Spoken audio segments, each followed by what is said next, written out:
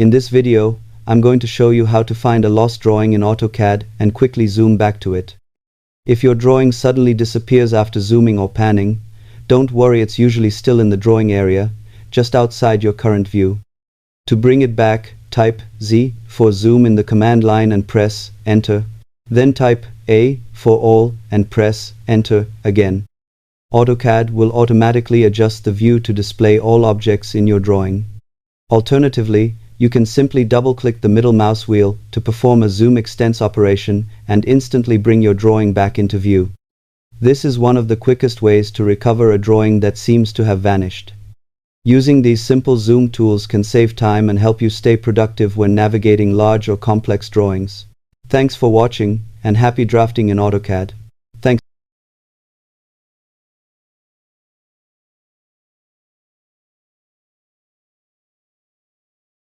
for watching.